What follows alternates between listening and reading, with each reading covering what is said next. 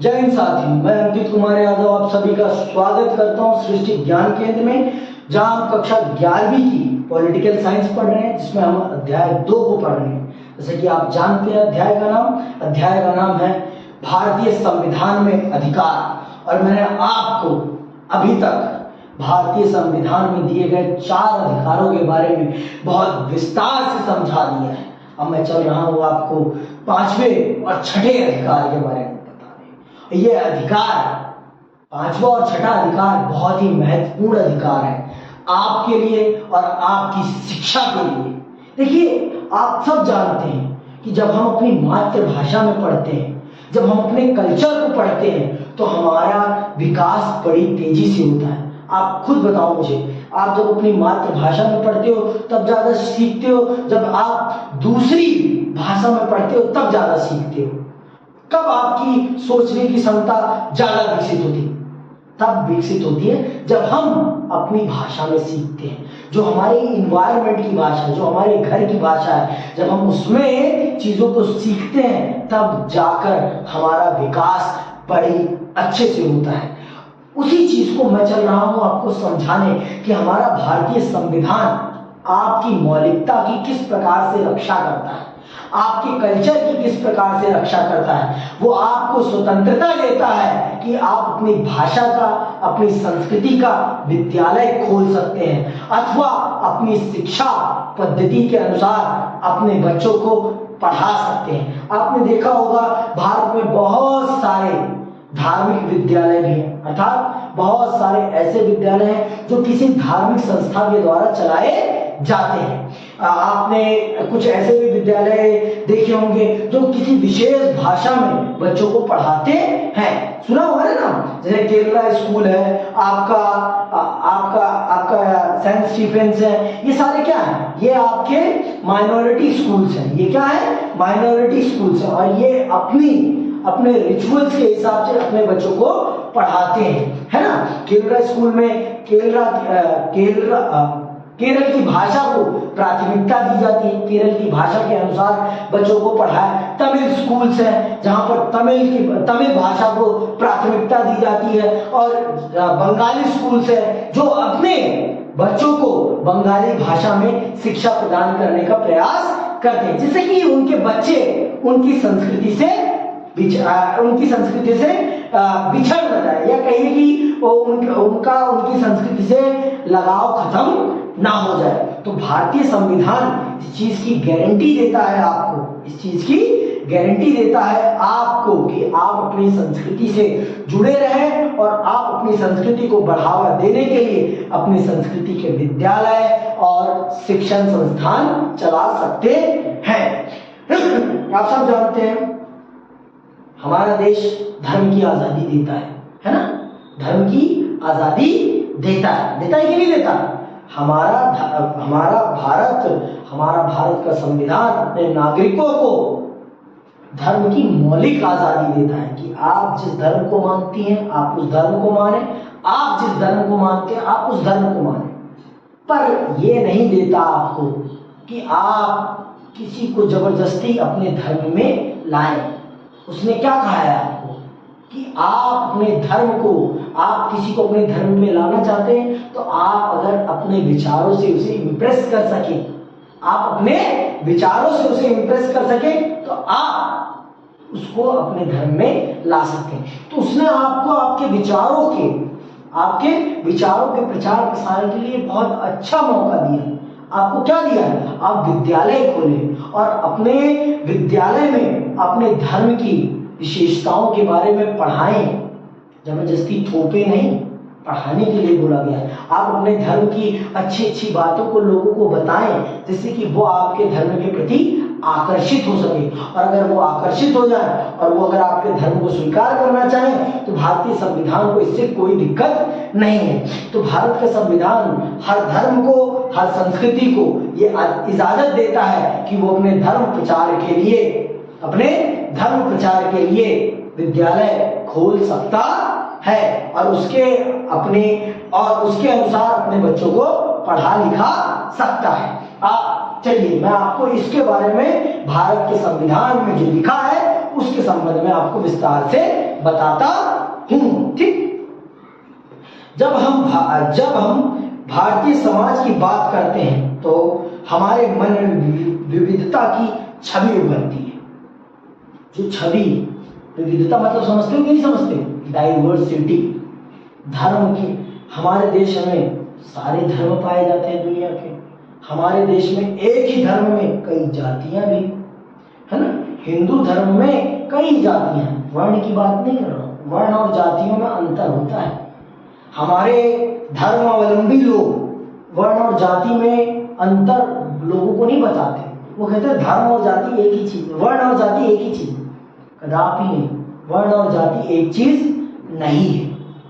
वर्ण का निर्माण कर्म के आधार पर हुआ था, पर जातियों का निर्माण जन्म के आधार पर है। ये बात समझ लो आप। वर्ण कर्मों के आधार पे था, लेकिन जातियां किसके आधार पर है? जन्म के आधार पर है। आप जिस जाति में जन्म लोगे आप उस जाति के हो जाते हो। लेकिन वर्ण में ऐसा नहीं था। वर्ण व्यवस्था में क्या था? वर्ण व्यवस्था में था कि आपके अंदर जो योग्यता है वो तय करेगी कि आप किस वर्ण के होंगे। वर्ण व्यवस्था का नाम सुना है? ब्राह्मण, क्षत्रिय, वैश्य, शूद्र। ये क्या है? ये वर्ण व्यवस्था है। ये क्या है? वर्ण व्यवस्था। पंडित, ठाकुर, यादव, बनिया, है ना, वाल्मीकि, ये क्या है? जातीय व्यवस्था है। ये क्या है? जातीय व्यवस्था है। तो जातीय व्यवस्था और वर्ण व्यवस्था में बहुत अंतर है। और हमारे देश में विविधता बहुत बड़े स्तर पर है। विविधता बहुत बड़े स्तर पर है। भाषा के स्तर पर है, खाने के स्तर पर है, संस्कृति के स्तर पर। ऐसी कौन सी चीज है जिस स्तर पर नहीं है? तो भैया हर इंसान को अपने कल्चर के अनुसार रहना, पढ़ना और खाना सबको पसंद है। अगर आप किसी साउथ इंडियन को कहोगे कि वो छोले भटूरे खा ले, उसको नहीं रास आएगा। क्यों? क्योंकि वो उस एनवायरनमेंट का बंदा नहीं है। उसका पेट उस चीज को अलाउ नहीं करेगा। समझ में आई बात? उस चीज को अलाउ नहीं करेगा। तो इसी चीज को ध्यान। तो इसी प्रकार से शिक्षा भी है। अगर आप अपनी संस्कृति के बारे में नहीं पढ़ेंगे तो आपको अपनी संस्कृति के बारे में पता चल पाएगा? नहीं पता चल पाएगा ना। तो इसीलिए हमारा भारतीय संविधान हर संस्कृति के लोग को, हर भाषा के लोग को, हर धर्म के लोगों को अपने धर्म के प्रचार प्रसार के लिए और अपने बच्चों को अपने धर्म से, अपनी भाषा से, अपनी संस्कृति से जोड़े रखने के लिए उन्हें अपने धर्म, अपनी संस्कृति के विद्यालय खोलने की इजाजत देता है कि आप अपने बच्चों को अपने धर्म, अपनी भाषा, अपनी संस्कृति से जोड़ के रखने के लिए आप अपने धर्म का, अपनी भाषा का, अपनी संस्कृति का विद्यालय खोल सकते हैं। आप देखते होंगे डीटीए यही मंदिर मार्ग पर है। डीटीए जो क्या है? वो तमिल एजुकेशन को बढ़ावा देता है। वहां पर शिक्षा, प्राथमिक शिक्षा किस भाषा में कराई जाती है? तमिल भाषा में कराई जाती है। क्यों? क्योंकि वो अपनी भाषा को प्रमोट करना चाहते हैं। भाई जितना आप अपनी भाषा को प्रमोट करोगे उतना ही आप आगे बढ़ोगे। अब जो क्रिश्चियन मिशनरी स्कूल्स हैं वो हिंदी नहीं पढ़ाते, वो हिंदी को जानबूझ के नहीं पढ़ाते। क्यों? क्योंकि उन्हें अपनी भाषा प्रमोट करनी है। जितनी उनकी भाषा बढ़ेगी उतनी उनकी मार्केट बढ़ेगी। जितनी उनकी भाषा बढ़ेगी उतनी उनकी मार्केट बढ़ेगी। मार्केट का आधार क्या है? भाषा है आज के टाइम पे। समझ में? आप खुद बताओ, बॉलीवुड की मूवीज ज्यादा कमाती है पैसा, हिंदी मूवीज ज्यादा पैसा, मैंने गलत शब्द यूज किया, हिंदी मूवीज ज्यादा पैसा कमाती है या तमिल या केरल या भोजपुरी मूवी? बताओ आप। क्यों भाई? क्योंकि उसका मार्केट बेस बहुत बड़ा है। उसका मार्केट, उसको समझने वाले बहुत ज्यादा लोग हैं इस देश में। इसीलिए हिंदी में जो मूवी, जो साउथ की मूवी हिंदी में डब होकर चलती हैं वो मोटा पैसा कमाती है। आप सब जानते हो, बाहुबली हो गई, आपकी रॉकी भाई हो गई, है ना, केजीएफ, और आपकी कौन, अरे वो कौन सा गाना है उसमें, RRR, है ना। वो इतनी बड़ी बड़ी ब्लॉकबस्टर्स क्यों बनी? क्योंकि उन्होंने भारत की हर भाषा को, हर प्रमुख भाषा को क्या दिया? सम्मान दिया और अपने आप को उस भाषा में परिवर्तित करके उस जनता के सामने अपने आप को प्रस्तुत किया। तो यही चीज यहाँ पर शिक्षा के मामले में भी है। अगर आप अपनी संस्कृति में नहीं पढ़ोगी तो आप अपनी संस्कृति को भूल नहीं जाओगे। आज हम संस्कृत को पढ़ पाते हैं? क्यों नहीं पढ़ पाते? क्योंकि हमने संस्कृत को उतना महत्व नहीं दिया, हमने संस्कृत के विकास के लिए उस प्रकार से काम नहीं किया, हमने संस्कृत को लेकर प्रमुख रूप से लेकर कोई विद्यालय स्कूल नहीं खोला जब जरूरत थी। अब खोलने से क्या फायदा, अब वो उस प्रकार से विकसित नहीं हो पा रही है जिस प्रकार से उसे होना चाहिए था, है ना।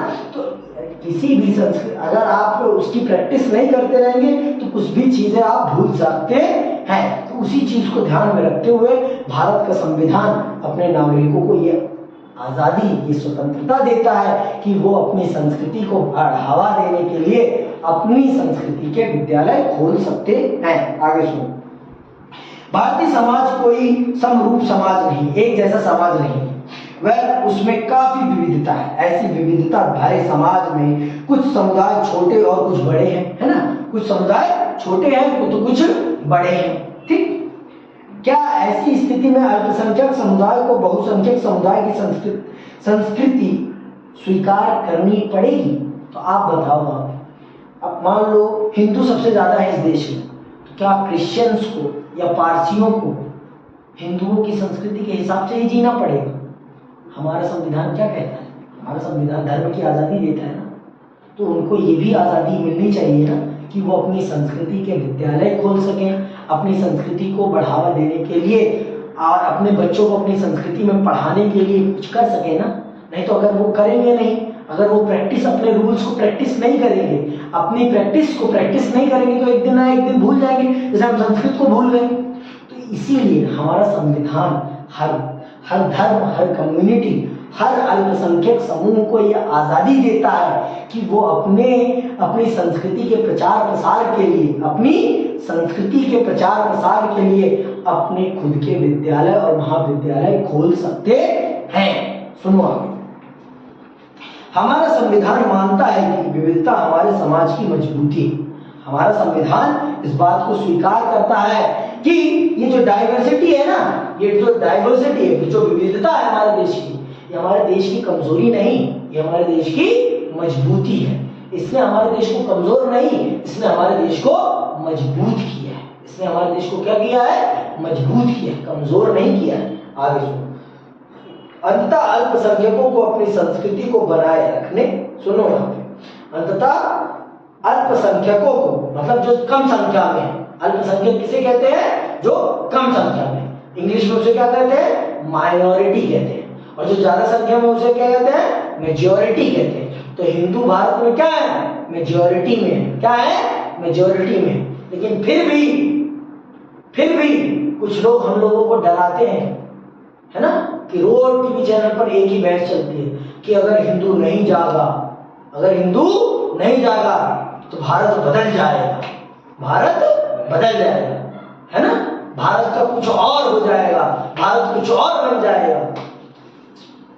अरे भैया, जागने की जरूरत नहीं है, पढ़ने की जरूरत है। आप जितना अपने आप को पढ़ोगे, जितना आप समझोगे, उतना आप आगे बढ़ोगे। क्या अमेरिका में क्रिश्चियनिटी खत्म हो गई है? आप खुद बताओ मुझे। अमेरिका इतना आगे है, किसके बल पर आगे है? शिक्षा के बल पर आगे है, शिक्षा के बल पर। तो अगर हमें अमेरिका का मुकाबला करना है ना, तो हमें शिक्षा को बढ़ावा देना पड़ेगा। हमें धर्म की कुरीतियों को बढ़ावा नहीं देना पड़ेगा। और धर्म को भी समझने के लिए ना अक्षर ज्ञान होना बहुत जरूरी है। अगर आपको अक्षर ज्ञान नहीं होगा तो क्या आप धर्म की किताबें पढ़ पाओगे? धर्म की किताबें तो भी पढ़ने के लिए क्या होना चाहिए? अक्षर ज्ञान होना चाहिए कि नहीं होना चाहिए? उसमें भी क्या लिखा है ये भी तो समझने की आपके अंदर शक्ति होनी चाहिए कि नहीं होनी चाहिए? खुद बताओ आप मुझे। अगर आपको गीता पढ़नी है, रामायण पढ़नी है, या आपको महाभारत पढ़नी है, कुरान पढ़नी है, बाइबल पढ़नी है, गुरु ग्रंथ साहब पढ़ना है, या आपको त्रिपिटक पढ़ना है, तो आपको भाषा का ज्ञान होना चाहिए या नहीं है? अक्षर ज्ञान होना चाहिए कि नहीं होना चाहिए? बिना अक्षर ज्ञान के आप पढ़ पाओगे? बिना स्कूल गए आप अक्षर ज्ञान प्राप्त कर पाओगे? हमारा देश स्कूल बनाने पे ध्यान नहीं दे रहा है, हमारा देश अलग ही धारा पे ध्यान दे रहा है। मंदिर मस्जिद बनाएंगे और देश को आगे बढ़ाएंगे। चलो मैं आपको इतिहास के नजरिए से भी बता देता हूं कि उस समय मंदिर मस्जिद क्यों बनाए जा रहे थे उस समय इतने ज्यादा, क्योंकि उस समय मंदिर मस्जिद ही शिक्षा के केंद्र थे। आप इतिहास उठाकर देखें, मेसोपोटामिया ले लीजिए या सिंधु घाटी सभ्यता ले लीजिए, उस समय जो धार्मिक केंद्र होते थे वही शिक्षा के केंद्र होते थे, वही शिक्षा दीक्षा दी जाती थी, वही शिक्षा दीक्षा दी जाती थी। जो प्राथमिक शिक्षा होती थी बच्चे की वो सारी मंदिर मस्जिदों में ही दी जाती थी। इसलिए उस समय मंदिर मस्जिदों का इतना प्रचार प्रसार था। समझ में आई बात? इतिहास में इसीलिए आपको इतने सारे मंदिर मस्जिद बने हुए मिलते हैं। लेकिन आज क्या है, आज इतनी क्या जरूरत है आपको? मैं मानता हूं कि मंदिर होने चाहिए, मस्जिद होनी चाहिए, दैवीय स्थल होने चाहिए, लेकिन इसके ऊपर राजनीति होनी चाहिए, ये कदापि नहीं स्वीकार कर सकता मैं, ये कदापि स्वीकार नहीं कर सकता। हमारा संविधान हम सबको आजादी देता है कि हम जिस धर्म को मानना चाहें हम उस धर्म के अनुसार चलें। तो आप कौन होते हैं बताने वाले? Who are you? कौन है आप मुझे ये बताने वाले कि मैं किस धर्म का अनुसरण करूं? मैं दोनों धर्मों को पढ़ूंगा और जो धर्म मुझे अच्छा लगेगा मैं उसके हिसाब से चलूंगा। Who are you? कौन है आप बताने वाले? मुझे ज्ञान दें आप, मेरे लिए शिक्षा संस्थान खोलें आप, जबरदस्ती नहीं। संविधान ने आपको अधिकार दिया ना अपने धर्म का, अपनी विचारधारा का प्रचार प्रसार करने के। कैसे करें? विद्यालय खोलिए आप, विद्यालय खोलिए आप और शिक्षा का प्रचार प्रसार कीजिए। कौन रोकता है आप अपने धर्म का प्रचार? कितने सारे क्रिश्चियन स्कूल खुले हैं, क्रिश्चियन मिशनरीज के कितने स्कूल खुले हैं। आप इसी गोल मार्केट में लगा लीजिए, इसी कम से कम कितने होंगे? कम से कम 10 स्कूल तो होंगे ही होंगे इतनी ही दूरी में, है कि नहीं है? तो ये क्या है? क्रिश्चियनिटी अपने आप को अगर फेमस करती है तो वो शिक्षा के माध्यम से करती है, शिक्षा देकर, हॉस्पिटल्स प्रोवाइड करके, आपको बेसिक फैसिलिटीज प्रोवाइड करके। और आप सोचते हो कि हत्या करके आप धर्म को आगे बढ़ा लोगे, तो ये कभी संभव नहीं है। आगे सुनो, हमारा संविधान कहता है, भारतीय संविधान मानता है कि विविधता हमारे समाज की मजबूती है।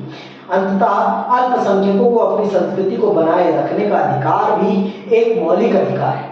जो अल्पसंख्यक लोग हैं उनको अपनी संस्कृति को बचाए रखने का अधिकार भी एक मौलिक अधिकार है। तो इसीलिए हमारा संविधान उनको ये अधिकार देता है। किसी समुदाय को केवल धर्म के आधार पर नहीं बल्कि भाषा और संस्कृति के आधार पर भी अल्पसंख्यक माना जा सकता है। देखो, सिर्फ धर्म के आधार पर ही अल्पसंख्यक नहीं होते लोग, भाषा के आधार पर भी होते हैं, संस्कृति के आधार पर भी होते हैं। समझ में आई बात? जैसे अब आपका सिक्किम है, सिक्किम के लोग सबसे कम संख्या में हैं और सबसे कम लोग हैं जो सिक्किमी भाषा बोलते होंगे। तो सिक्किम के लोगों को अगर अपनी भाषा को जीवित रखना है तो उनको अपनी संस्कृति के स्कूल कॉलेज खोलने की इजाजत होनी चाहिए या नहीं होनी चाहिए? होनी चाहिए, तभी तो उनकी संस्कृति, उनकी भाषा बची रह पाएगी ना, है ना? तो सिर्फ धर्म के आधार पर अल्पसंख्यक नहीं है, किन किन आधारों पर है? धर्म के आधार पर भी है और भाषा के आधार पर भी है और संस्कृति के आधार, इन 3 आधारों पर हम अल्पसंख्यकों का मापन करते हैं। इन 3 आधारों पर हम अपने देश में अल्पसंख्यकों का मापन करते हैं। आगे सुनो,